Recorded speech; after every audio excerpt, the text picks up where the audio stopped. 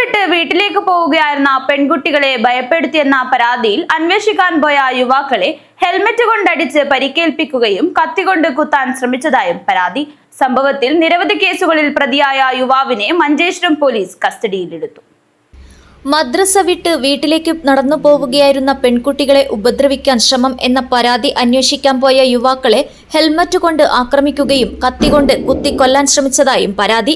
സംഭവത്തിൽ നരഹത്യാശ്രമത്തിനു കേസെടുത്ത മഞ്ചേശ്വരം പോലീസ് നിരവധി കേസുകളിൽ പ്രതിയായ യുവാവിനെ കസ്റ്റഡിയിലെടുത്തു. സൈഫുദ്ദീൻ എന്ന പൂച്ച സൈഫുവിനെയാണ് SI KP ശരത്തിന്റെ നേതൃത്വത്തിൽ കസ്റ്റഡിയിലെടുത്തത്.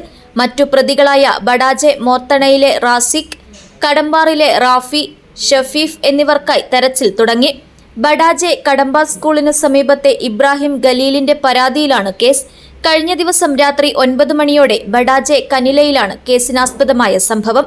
മദ്രസ വിട്ട് വീട്ടിലേക്ക് നടന്നു പോവുകയായിരുന്ന പെൺകുട്ടികളെ റാസിഖ്, റാഫി, ഷെഫീഖ് എന്നിവർ ചേർന്ന് പേടിപ്പിച്ചിരുന്നുവത്രേ.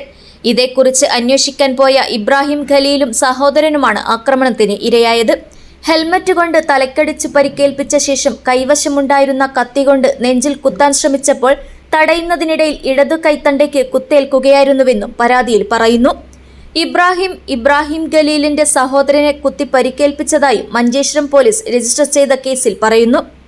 News bureau, Manjeshwaram.